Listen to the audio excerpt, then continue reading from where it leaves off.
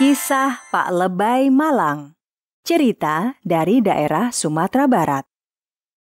Pada zaman dahulu kala, tersebutlah seorang laki-laki yang bernama Lebay.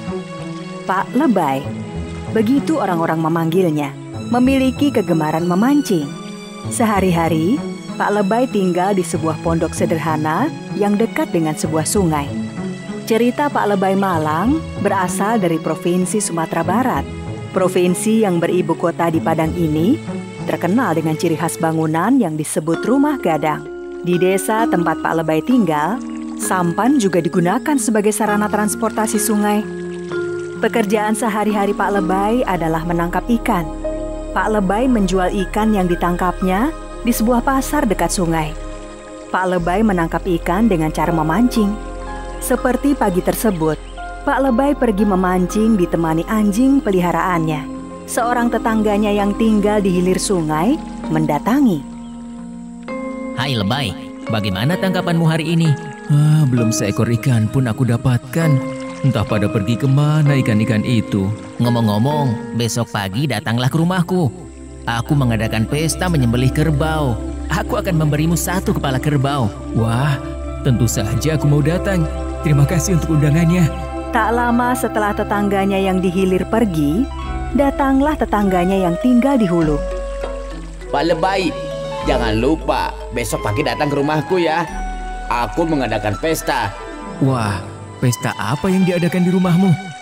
Aku akan menyembelih 2 ekor kerbau. 2 kepala kerbau akan kuhadiahkan khusus untukmu. Pak Lebay merasa sangat girang mendapatkan 2 undangan pesta.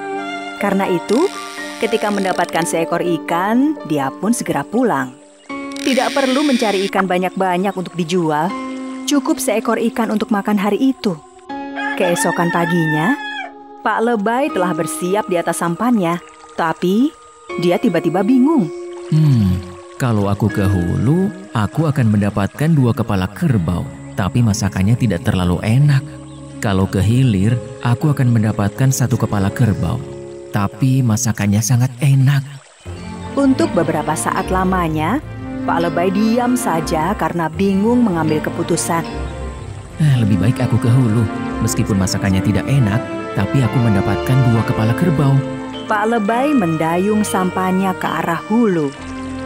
Meskipun hanya 1 kepala kerbau, tapi masakan temanku di hilir sangatlah lezat. Lebih baik aku ke sana saja. Pak Lebay pun berbalik dan mendayung sampannya ke arah hilir. Tapi cuma 1 kepala kerbau, paling 2 hari juga habis. Kalau 2 kepala kerbau, setidaknya aku tidak perlu mencari ikan selama 4 hari. Pak Lebay pun kembali berubah pikiran. Dia memutar sampannya dan mendayung ke arah hulu. Tapi masakan temanku di hilir memang tidak ada bandingannya di kampung ini. Jarang-jarang aku bisa merasakan masakan yang sangat lezat. Wah, Pak Lebay kembali berubah pikiran. Pak Lebay ternyata tidak mampu mengambil keputusan. Dia hanya bolak-balik ke arah hulu dan hilir. Hingga matahari pun sudah condong ke ufuk barat. Akhirnya, rasa lapar mendera Pak Lebay. Waduh, lapar sekali. Lebih baik aku ke hulu. Aku akan makan 2 kepala kerbau sepuasnya. Dalam perjalanan menuju hulu, Pak Lebay bertemu temannya. Hai Lebay, wah kamu kemana saja? Pesta sudah usai, semua makanan habis dibagi-bagikan. Apa? Makanan sudah habis? Iya, kamu terlambat sih. Hai Lebay, kamu mau datang ke pesta di hilir? Iya, pestanya belum selesai kan? Wah, kamu terlambat. Pesta sudah usai dan makanan sudah habis semua. Dan akhirnya, Pak Lebay hanya bisa menggigit jari. Sikapnya yang selalu bimbang dalam mengambil keputusan membuatnya tidak mendapatkan apa-apa. Setelah gagal pergi ke hulu maupun ke hilir, Pak Lebay yang sudah sangat lapar memutuskan untuk pergi memancing. Ditemani anjing peliharaannya, Pak Lebay membawa sebungkus nasi dan arang. Rencananya, nasi tersebut akan dimakannya dengan ikan yang akan ditangkapnya. Dia juga sudah menyiapkan arang untuk membakar ikan. Tidak lama setelah melemparkan kailnya, seekor ikan langsung menyambar mata kail Pak Lebay. Sepertinya ikan tersebut sangat besar. Pak Lebay sangat kewalahan menarik kailnya. Sepertinya kailnya menyangkut di dasar sungai. Tanpa pikir panjang, Pak Lebay segera menceburkan dirinya ke dalam sungai. Pak Lebay melihat seekor ikan besar sedang berusaha melepaskan diri dari mata kail. Tanpa membuang waktu, Pak Lebay berusaha menangkap ikan tersebut. Sayang sekali, ikan besar itu berhasil lolos. Dengan wajah kesal, Pak Lebay kembali naik ke sampannya. Hei, kenapa kamu memakan nasiku? Karena nasibnya yang malang tersebut, akhirnya para warga kampung pun memberi julukan Pak Lebay Malang. Cerita rakyat dari Sumatera Barat berjudul Rambun Pamenan. Di sebuah daerah, hiduplah seorang janda bernama Lindung Bulan yang memiliki 2 anak lelaki yang bernama Reno Pinang dan Rambun Pamenan. Lindung Bulan adalah perempuan yang sangat cantik. Setelah suaminya meninggal dunia, banyak lelaki yang terpana dengan paras cantiknya. Tak sedikit dari mereka ingin meminang Lindung Bulan. Namun, Lindung Bulan memilih untuk sendiri dan merawat anak-anaknya. Aku tidak mau anakku mempunyai seorang ayah tiri. Lebih baik aku yang mengurusnya sendiri. Suatu hari, berita tentang kecantikan Lindung Bulan tersebar luas hingga sampai ke negeri Terusan Cermin. Rajanya bernama Angek Garang. Seperti namanya, ia adalah raja yang terkenal kejam. Aku mendengar seorang perempuan cantik yang hidup dengan anaknya. Katanya, paras cantiknya melebihi keindahan bulan di malam hari. Aku perintahkan kalian membawa perempuan itu kemari. Aku akan menikahinya. Perintah raja kepada hulu balangnya. Jika ia tidak mau, culik saja. Baik Yang Mulia, perintah dilaksanakan. Rombongan raja yang akan menjemput Lindung dipimpin oleh Palimu Tadung. Ketika mereka sampai di rumah Lindung, hulu balang mengatakan bahwa raja mereka ingin menikahi Lindung Bulan. Raja kami menginginkan kau datang ke istana. Ia akan menikahimu. Jadi kau tidak perlu bersusah payah merawat anakmu sendiri. Tidak, aku ingin sendiri saja. Sesuai dengan perintah raja, Palimu Tadung pun menculik Lindung Bulan saat malam hari dan segera membawanya ke istana Raja Angek Garang menggunakan burak. Cepat, sebelum ketahuan dengan anak-anaknya. Saat sadar, Lindung pun sangat kaget. Ternyata ia di istana. Siapa yang membawaku ke sini? Hulu balangku. Apa maumu? Raja menatap Lindung Bulan dan tersenyum. Tentu kau tahu, aku ingin menikahimu. Tidak, aku tidak mau. Sekali lagi aku katakan, aku tidak mau. Mendengar jawaban Lindung, raja pun kesal. Dasar janda keras kepala. Pengawal, bawa wanita ini ke penjara bawah tanah. Baik Yang Mulia. Beberapa pengawal menyeret Lindung Bulan ke dalam penjara dan mengikat kaki Lindung dengan rantai besi. Tolong, keluarkan aku dari sini. Kasihan anakku. Tolong. Bertahun-tahun, Lindung Bulan dikurung di dalam penjara bawah tanah. Ia hidup sangat menderita. Badannya menjadi semakin kurus dan wajahnya tak terawat. Bagaimana kabar anak-anakku sekarang? Sementara itu, semenjak ibunya diculik, Reno Pinang dan Rambun Pamenan dirawat oleh tetangganya. Ia pun menceritakan semuanya. Sekarang, kalian sudah dewasa. Sudah sepatutnya kalian mengetahui cerita itu. Aku harus mencarinya. Pada suatu hari, ketika Rambun sedang mencari burung di hutan, ia bertemu dengan seorang pemburu bernama Alang Bangke. Bolehkah saya duduk di sini? Ya, silahkan. Mereka pun berkenalan, dan Rambun menceritakan peristiwa yang menimpa ibunya beberapa tahun yang lalu. Mendengar cerita Alang, Rambun tersentak kaget. Benarkah ibumu bernama Lindung Bulan? Benar, Paman. Dia adalah ibuku yang diculik oleh entah siapa. Apakah Paman mengenalnya? Maaf Rambun, aku hanya pernah mendengar bahwa ada seorang perempuan bernama Lindung Bulan yang ditawan bertahun-tahun oleh Raja Anget Garang di negeri Terusan Cermin. Mendengar berita itu, Rambun tak sadar meneteskan air mata. Dari mana Paman mengetahui kabar tersebut? Begini, Paman sering berkelana ke penjuru negeri, dan itu Paman dengar dari cerita warga setempat. Kalau begitu, di mana letak negeri Terusan Cermin itu, Paman? Maaf Rambun, Paman belum pernah ke sana. Tetapi kata orang negeri itu berada di seberang hutan belantara. Rambun seperti mendapatkan sebuah petunjuk. Namun ia tidak langsung ke sana. Ia justru belajar bela diri dan menuntut ilmu pengetahuan kepada berbagai guru.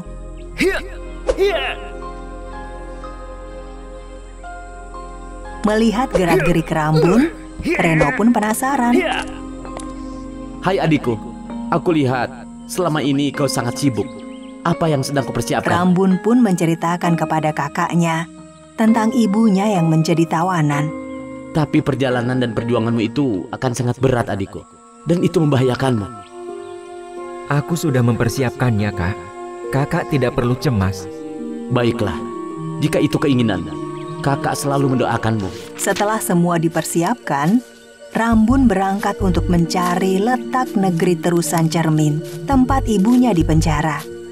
Rambun berjalan mendaki gunung, melewati lembah, masuk ke hutan belantara, hingga hari-hari pun berlalu dan bekal yang dibawanya semakin berkurang.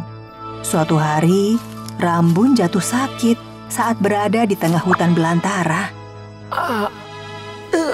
Sakit sekali. Namun tak lama, sakit Rambun sembuh. Berkat Reno yang mengirimkan ramuan penangkal lapar berupa sebungkus nasi dan sebutir telur melalui mimpi Rambun. Kakak pasti telah membantuku. Rambun pun kembali berjalan. Kini ia menemui seorang petani ladang di tepi hutan. Maaf Pak, tubuhku sangat lelah. Maukah kau membantuku? Iya, istirahatlah di rumahku, Nak. Akhirnya, Rambun beristirahat di rumah petani itu. Sebagai gantinya, Rambun membantu petani itu bekerja di ladang. Pada suatu malam, saat mereka sedang duduk di dekat api unggun, Apa yang membawamu ke sini, Nak? Rambun pun menceritakan tentang ibunya. Sang petani turut sedih. Keesokan harinya, Rambun hendak meneruskan perjalanan. Pak petani memberikan sebuah tongkat ke Rambun. Seharusnya kau melewati hutan sebelah barat. Bawalah tongkat ini, namanya Manau Sungsang. Rambun pun meneruskan perjalanannya dengan membawa tongkat yang diberi oleh petani tersebut. Kini, Rambun tengah menelusuri hutan sebelah barat. Tiba-tiba ia melihat seekor perimba sedang dililit seekor ular besar. Tolong! Tanpa berpikir panjang, Rambun pun membantunya dengan memukul kepala ular itu. Ular itu pun mati. Perimba itu pun selamat. Terima kasih, Nak. Kau telah menyelamatkanku. Dari mana asalmu? Rambun pun menceritakan semuanya. Karena kau telah menolongku, maka aku akan mengantarmu ke negeri itu. Bukankah itu sangat jauh dari sini, Paman? Perimba itu menggenggam tangan Rambun. Kemudian mereka melayang-layang. Dan saat membuka matanya, Rambun tersadar jika ia terbang dengan perimba itu. Dan dari atas, terlihat negeri Terusan Cermin. Namun perimba itu hanya mengantarnya sampai sebuah dusun. Maaf, Rambun. Aku hanya bisa mengantarmu sampai sini. Carilah ibumu ke istana Raja Angek Garang. Belum mengucapkan terima kasih, sang perimba itu sudah terbang kembali. Sesampainya di dusun itu, Rambun kelaparan, sehingga ia mendatangi sebuah lepau atau kedai nasi yang dijaga oleh seorang wanita. Maaf, Bu. Saya sangat lapar, tapi saya tidak punya uang untuk membayarnya. Berilah saya pekerjaan untuk membayar nasi yang kau berikan. Karena merasa iba, sang penjual pun memberikannya secara cuma-cuma. Atas kebaikan si penjual, Rambun pun membantu memperbaiki bagian lepau yang rusak.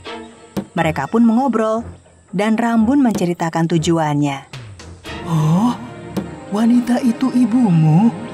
Benar, puluhan tahun yang lalu, Raja Anggek Garang menyekap seorang janda bernama Lindung Bulan.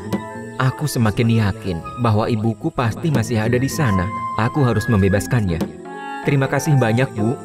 Setelah mempelajari strategi agar ia bisa masuk ke istana itu, Rambun pun akhirnya berpamitan dengan si pemilik lepau. Sebelum berangkat ke istana, Rambun diberi ganti sebuah baju yang sudah robek. Gantilah pakaianmu. Oh iya, terima kasih, Bu. Sesampainya di istana, Rambun melihat 7 orang hulu balang yang sedang berjaga di gerbang istana. Ia pun menghampiri salah satunya. Tuan, bolehkah saya masuk ke istana? Dengan tujuan apa kamu kemari? Aku ingin membebaskan ibuku yang ditawan oleh Raja Anggek Garang sejak puluhan tahun yang lalu. Tiba-tiba seluruh hulu balang yang menjaga berkumpul dan mengerubungi Rambun. Badan Rambun pun diangkat dan dilempar-lempar. Rupanya ada yang ingin bermain dengan kita. Rambun pun kesal. Ia memukul salah satu hulu balang dengan tongkat manau sungsangnya. Melihat perlawanan Rambun yang aneh, para hulu balang lainnya melapor ke istana, yaitu kepada Palimo Tadung. Anak kurang ajar. Untung saja, dengan cepat dan sigap Rambun memukulkan tongkat manau sungsangnya ke kepala Palimo Tadung dan hulu balang yang lainnya. Seorang hulu balang melaporkan ke Raja Anggek Garang, dan sang raja pun marah. Melawan anak kecil saja tidak becus. Anak itu mempunyai tongkat sakti yang mulia. Sang raja kesal. Ia segera menemui Rambun yang sudah berdiri di depan istana. Sang raja langsung menyabetkan pedangnya ke arah Rambun, dan Rambun selalu berhasil menghindar. Saat Rambun hendak memukul kepala raja dengan tongkatnya, raja dengan sigap menepisnya. Rupanya kau anak kecil ini. Jangan harap kau bisa mengalahkanku. Tongkatmu itu tidak ada apa-apanya dengan pedangku ini. Mendengar hal itu, Rambun jadi tahu bahwa kesaktian sang raja hanya ada pada pedangnya. Jadi ketika sang raja mengangkat pedangnya, Rambun dengan segera melompat dan memukul pedang itu hingga pedang itu terlepas dari genggaman Raja Anggek. Tidak! Hiya! Setelah pedangnya terlepas, Rambun segera memukul kepala Raja Anggek Garang hingga tewas. Seluruh warga yang menyaksikan peristiwa itu bersorak karena raja kejam itu telah mati. Rambun pun menyuruh hulu balang untuk membebaskan semua tawanan. Mau tidak mau, para hulu balang itu menuruti perintah Rambun. Cepat, bebaskan seluruh tahanan. Dan bantu aku mencari Lindung Bulan, ibuku. Baik. Akhirnya, Rambun pun bertemu dengan ibunya dengan kaki yang dirantai besi, badan yang kurus, dan mata yang cekung. Dengan haru, Rambun pun memeluk ibunya. Ibu, aku Rambun, anak bungsu ibu. Aku Rambun Pamenan, Bu. Ibu, akhirnya kita bertemu. Benarkah? Itu kau, Rambun anakku. Maafkan ibu telah meninggalkanmu, nak. Setelah kejadian itu, rakyat negeri Terusan Cermin meminta Rambun untuk menggantikan Raja Anggek Garang. Terima kasih banyak atas tawarannya. Tapi mohon maaf, aku tidak bisa menjadi raja di negeri yang asing bagiku. Aku kesini hanya untuk membebaskan ibuku dari raja yang keji itu.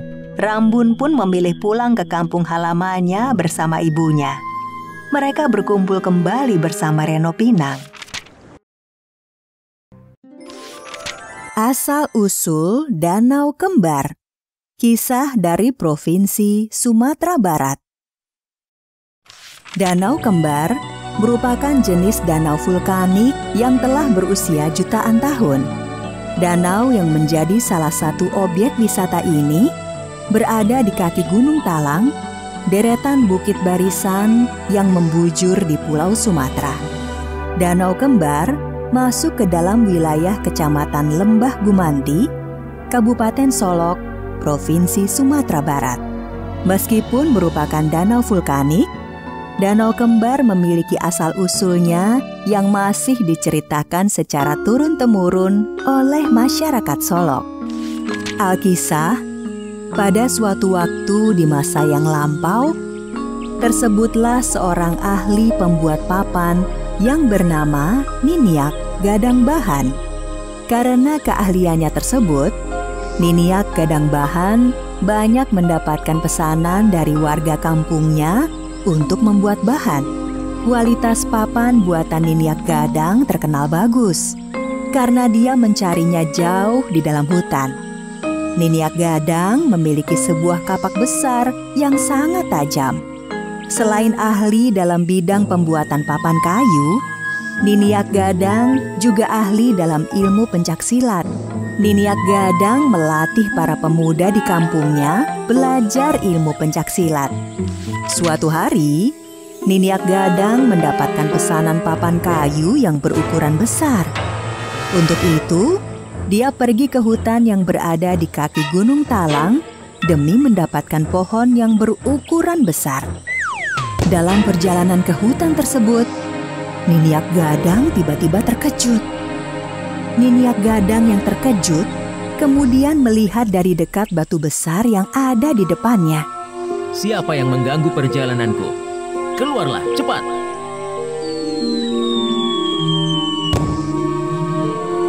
Jangan jadi pengecut. Tunjukkanlah dirimu sekarang.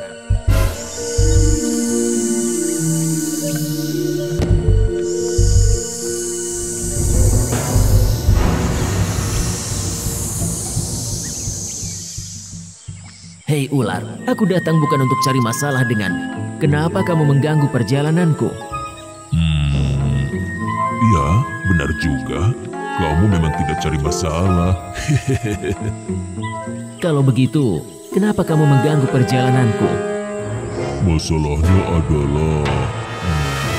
aku lapar sekali.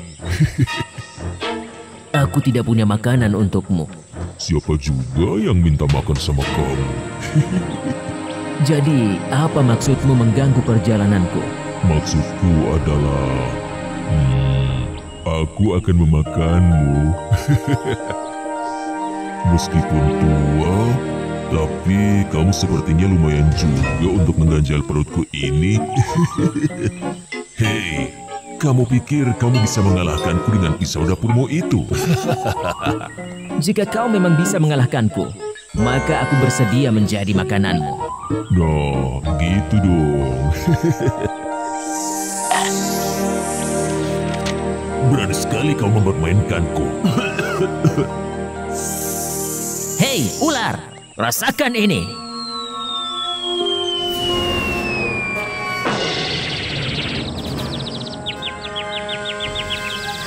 Ular naga itu sangat marah telah dipermainkan oleh Niniak Gadang.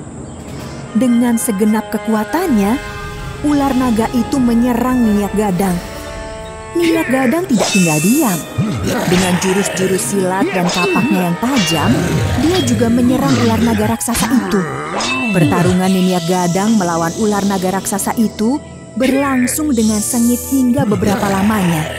Pohon-pohon di sekitar mereka bertumbangan dan terlempar ke sana kemari akibat pertarungan tersebut. Dan akhirnya, ular naga raksasa itu jatuh dan tidak bisa bangun lagi. Niniak Gadang mengangkat tubuh ular naga raksasa itu dan melemparkan jauh ke sebuah lembah di kaki Gunung Talang. Dari jauh, Niniak Gadang melihat ular naga itu jatuh dengan tubuhnya yang melingkar. Merasa ada yang aneh, Niniak Gadang Bahan pun mendekati ular naga yang jatuh itu. Dia melihat darah terus mengalir dari tubuh naga tersebut hingga menggenang di sekitarnya. Darah yang mengalir dari tubuh naga itu membentuk dua genangan besar. Lama-kelamaan, dua genangan itu membentuk sebuah danau. Sejak saat itu, dua danau yang saling berdekatan itu dikenal dengan nama Danau Kembar. Sedangkan lembah tempat Danau Kembar itu disebut dengan nama Lembah Gumanti, yang berasal dari istilah Lembah Nago Nan Mati.